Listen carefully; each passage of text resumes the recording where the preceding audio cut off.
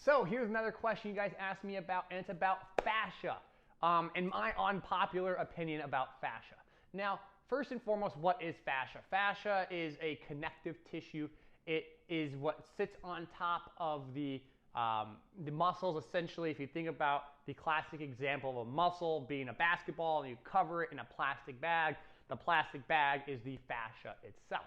Now, fascia has gotten a lot of love and a lot of interest lately, and also has a lot of speculation and unknowns about it, and it's been accredited with many different things that aren't exactly 100% proven. So maybe theoretical is the right means of looking at it.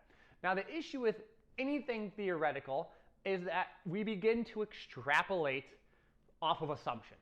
So we might realize fascia is there and it has these specific properties to these certain aspects of stiffness and potential aspects in force transmission. And then we like to take it one step further and one step further and one step further to the point where it's now explaining everything under the sun. And so with anything, I think we need to focus in and appreciate that there is some aspects fascia may or may not contribute to.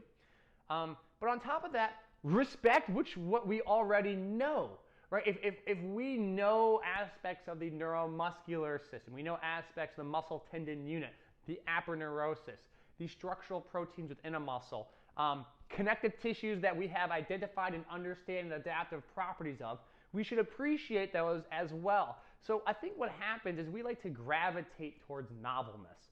And fascia at a moment in time has a level of novelness to it because it's, well, a little bit undefined and nebulous. It's not very clear and distinct.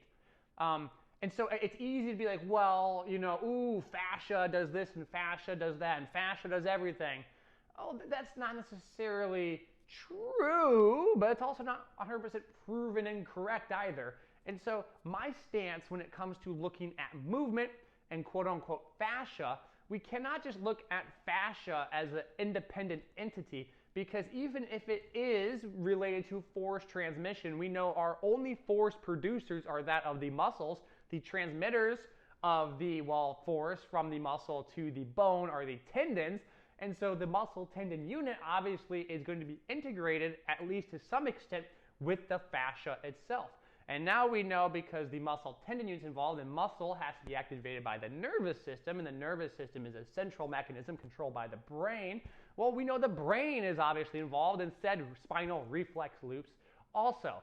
And then we know the muscle has certain aspects within it, such as structural proteins that are both active and, you could say, inactive, myosin and actin. You could also say structural proteins like titin are all involved as well. And so when we like to say, oh, this is fascia or that's fascia, well, what about the other stuff too? We can't just pick one thing out and ignore it. In the same way, you just can't be like, that's only muscle and only muscle could possibly do that. Well, we know, granted, a little bit more about muscles, and we know a little bit more about tendons than we do about fascia and the role fascia plays, but the excessive extrapolation of something we don't really have well defined leads to grandiose assumptions that might be more speculation than backed by evidence at times. And so, as always, I'm not against talking about it, nor am I all for talking about it. It's more like appreciating the complexity of the system. And then what aspects do we know? Well, we know the muscle does this, and we know the tendon does this, and the nervous system does this. And then what role could potentially fascia play in there? Well, it could potentially fit into this realm based on some assumptions that we know about how tissues form, and basically we can extrapolate from other adaptive areas that we've looked at, muscles, tendons, ligaments, bones, and assuming that fascia follows a similar pattern of adaptation, we could then speculate some of the aspects and roles it might play. But again, we shouldn't go all in on one or the other, and instead appreciate the system as a whole. So that's my take on fascia. It's a little more, just like anything, take it as it is. Take it as a piece of the puzzle. Don't take it as the whole pie, and understand what potential roles it might have and what potential roles it might not have too. All that being very important in piecing together the complexity of the human body. So if you guys like these videos, let me know. Comment below. I appreciate it. Give me a thumbs up, share, and subscribe. Let's keep this thing rolling. As always, a big thank you to everyone listening.